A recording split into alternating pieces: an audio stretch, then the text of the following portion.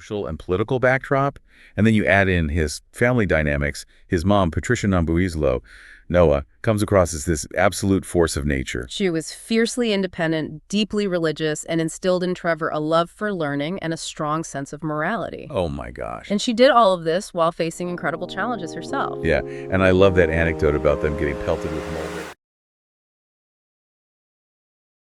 Welcome to Witter. Who Has Time to Read? The podcast that brings deep dives for busy minds.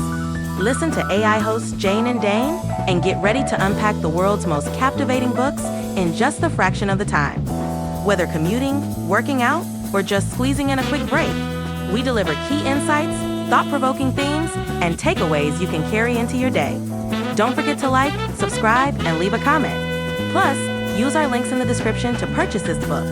Your support helps us bring more engaging book discussions to you. Listen and follow us wherever you get your podcasts. Who has time to read? You do, with Witter. Welcome back, Witter listeners. We're doing a deep dive into Born a Crime, stories from a South African childhood. By Trevor Noah. Yeah, the one and only Trevor Noah. And hey, Happy birthday. happy birthday. Speaking of Trevor Noah, Born a Crime, and born on this very day, February 20th. Talk about making an entrance. Definitely a memorable birthday, and it's amazing to think about his journey, from apartheid South Africa to the world stage, Wow. from those early days to, his recent departure from The Daily Show and now launching his own podcast, What Now? Oh, it's such perfect timing too, right? Yeah. Because, it's Black History Month. We're celebrating Black voices all month long. Oh, yeah, and better. Who better to kick things off with than Trevor Noah? So we've got his memoir, some really insightful interviews, articles galore, how we roll here at Witter, deep dives for busy minds. So let's get right into it. Absolutely. I think what's really fascinating about Born a Crime is how it lays the groundwork for understanding Trevor Noah's comedic brilliance. Those early experiences in apartheid South Africa, the absurd laws, the social dynamics, the constant code switching it all shaped his unique worldview and his ability to find humor in the most unexpected places. Yeah, okay. So let's paint a picture for our listeners.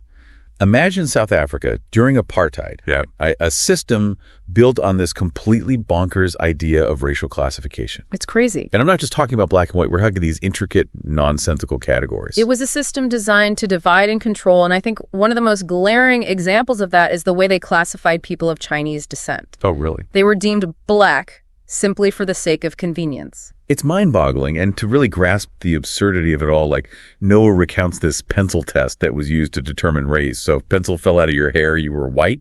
If it stayed put, you were colored. The sheer arbitrariness of it all is striking. Imagine your entire identity, your opportunities, your place in society, all determined by whether a pencil slips out of your hair. Oh my gosh. It really highlights the length to which the apartheid regime went to enforce these divisions. And right in the middle of all of this is Trevor. A mixed-race child born to a black ex-Xhosa mother and a white Swiss-German father being born was literally a crime for him. Yeah, it was illegal for them to be together, let alone have a child. And this kind of sets the stage for Trevor's life, constantly navigating a world where his very existence challenged the rules. And he talks about this chameleon survival tactic, and he learned to navigate these different social worlds, changing his language and behavior, blending in to avoid conflict. And we're talking about code switching between Zulu, Xhosa, Tswana, Afrikaans. All before he even hit puberty. Oh my God, I know. It's amazing how those experiences shaped his comedic style. He wasn't just switching languages. He was absorbing, and learning to mimic these different cultural nuances, and that ability to find humor in those differences, to connect with people from all walks of life, is like a hallmark of his comedy. Right. He even managed to talk his way out of a potentially dangerous situation with a group of guys by switching to Zulu. Yeah, that's some serious street smarts. It really is. It's a powerful example of how language can not only shape identity, but also de-escalate conflict.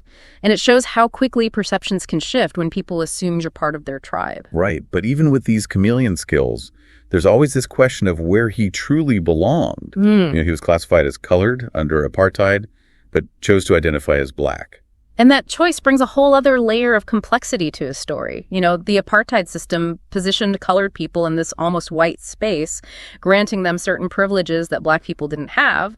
And this created this tension and resentment within the colored community itself. Right. It's like they were caught in this in-between space, never fully accepted by either side.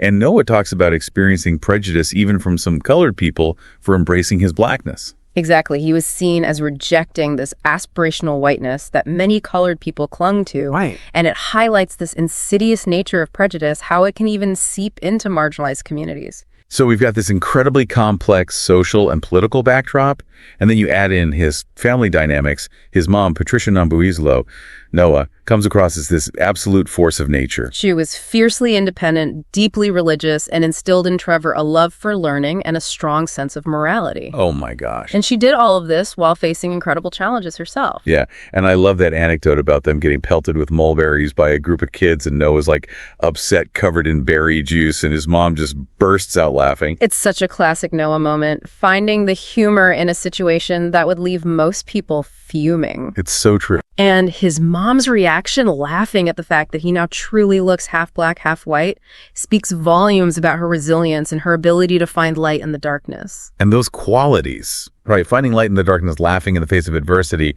they become defining traits for Trevor. It's almost like she passed that ability on to him. Absolutely. And I think that's something a lot of us can relate to. We all need those coping mechanisms, those sources of strength to help us navigate life's challenges. And sometimes laughter is the best medicine. Yeah. And it's not just, about finding humor in these difficult situations. It's also about using humor to challenge the status quo, to make people think about these complex issues in a new light. Which is exactly what he does throughout Born a Crime and what he continued to do on The Daily Show. Right? He tackles these weighty topics, racisms, inequality, social injustice, but he does it with this wit and intelligence that makes you laugh while also making you think, wait a minute, why is this even a thing? He has this incredible ability to make people laugh at the absurdity of it all. And in doing so, he exposes the flaws in the system, the hypocrisy, the things that we often take for granted. It's like this powerful form of social commentary disguised as entertainment. It's so true. And speaking of entertainment, we can't forget about Trevor's hilarious descriptions of his experiences with religion. Going to a white church, black church, and mixed church, each with its own distinct vibe. It's fascinating how he captures the essence of each experience. Right. He contrasts the air-conditioned comfort of white church with the lengthy, soul-stirring fervor of black church, concluding that black people simply need more time with Jesus. It's so true. And the way he describes it, you can practically feel the energy of each space. Yeah. And it makes you wonder how those experiences might have influenced his comedic timing and his understanding of how to work a crowd. I think those experiences definitely played a role in shaping his comedic sensibility. He learned to read a room, to adapt his style to different audiences, and to find the humor in even the most unexpected places. So that brings us to his early days as a hustler. I mean, who knew? Trevor Noah was selling pirated CDs and DJing in Alexandra Township before he hit the big time. It's a side of him that many people might not be familiar with, but it speaks to his entrepreneurial spirit and his willingness to take risks, and these experiences, while technically illegal, taught him these valuable lessons about business, connecting with people, understanding the dynamics of the underground economy. He even had that run-in with the police over a DJ gig. Oh, yeah. Where he accidentally offended a whole room full of Jewish people. Oh, yeah. By mistakenly thinking they were cheering for Hitler. The Go Hitler chant didn't exactly go over well. It's a funny anecdote, but it also highlights the importance of cultural sensitivity and the potential for humor to backfire, especially when you're dealing with complex historical traumas. Yeah, it's a reminder that even the most well-intentioned humor can have these unintended consequences, and that understanding your audience is crucial. Absolutely, and I think that's a valuable lesson for anyone, not just comedians. We all need to be mindful of the power of language and the impact that our words can have, especially in today's world, where things can go viral in an instant. Okay, so we've got this picture of young Trevor, entrepreneurial, witty, navigating a society, deeply divided by race and class. But then the book takes a darker turn as we meet Abel, his abusive stepfather. Yeah, this is where we see the other side of Trevor's story, the side marked by trauma and resilience.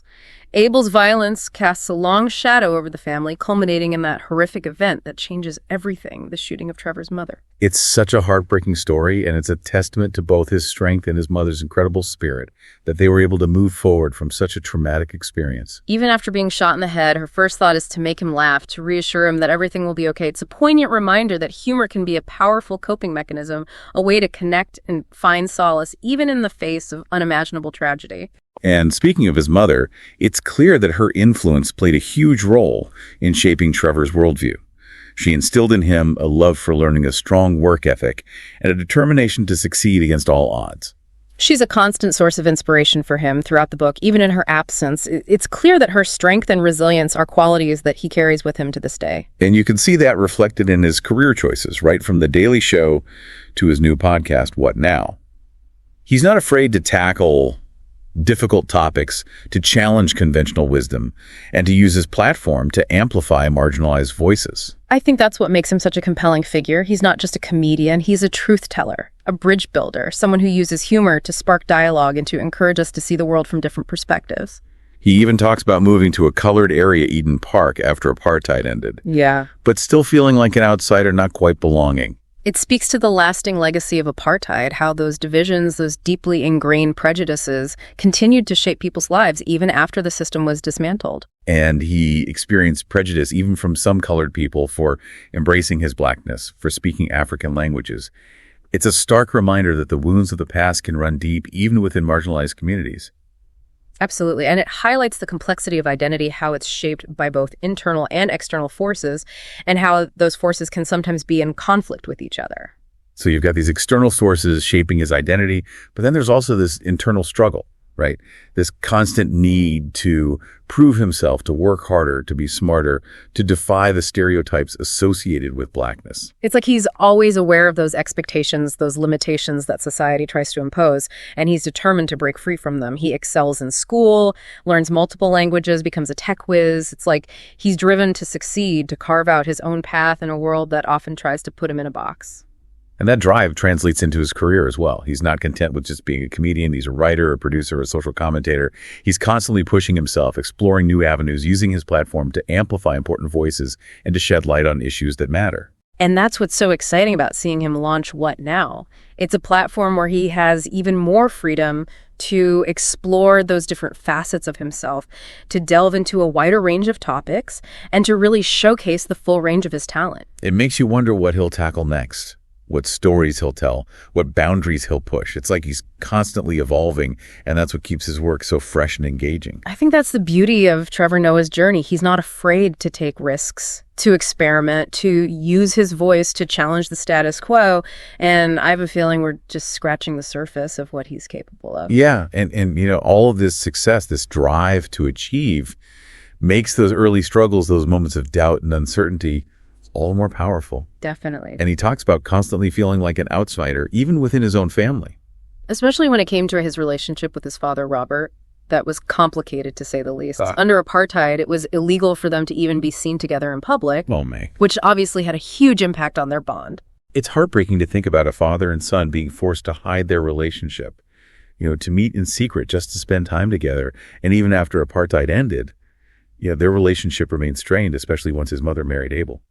It's a testament to Trevor's resilience and his capacity for forgiveness that he was able to reconnect with his father later in life. You know, even after years of estrangement, he even traveled to Switzerland to meet his father's family and learn more about his heritage. That must have been an incredibly emotional experience, you know, to finally meet the other half of his family, to piece together those missing pieces of his identity. And it speaks to that universal desire to understand where we come from, you know, to connect with our roots, even if it's complicated or painful. Absolutely. And I think that's something that many of our listeners can relate to, that yearning to learn more about our family history, to uncover those hidden stories that shaped who we are today. So we've covered a lot of ground in this deep dive, apartheid family dynamics, hustling, navigating complex social structures, finding your voice, and ultimately using that voice to make a difference in the world. It's quite a journey. It really is. And I think Born a Crime is more than just a memoir. It's a social commentary, a love letter to his mother, a hilarious and heartbreaking exploration of identity and belonging. It's a reminder that even in the face of adversity, the human spirit can triumph. And for me, it's inspiring to see how Trevor has taken those experiences and turned them into fuel for his creative fire, from his early days in stand-up to his time on The Daily Show, and now with his new podcast, What Now? He's constantly pushing boundaries, challenging conventions, and using his platform to spark these important conversations. It's a reminder that our stories have power, that laughter can be a powerful tool for healing and social change, and that we all have a voice that deserves to be heard. So, Witter listeners, as we wrap up our deep dive into Born a Crime, We want to leave you with this. How has reading about Trevor Noah's experiences changed the way you think about race culture or the role of humor in navigating tough times? And if you're looking for more of Trevor's brilliant insights and hilarious take on the world, be sure to check out his new podcast, What Now? It's a must-listen for anyone who appreciates sharp wit, thoughtful commentary, and a fresh perspective on current events. And until next time, Witter listeners, keep those pages turning even if it's on your phone.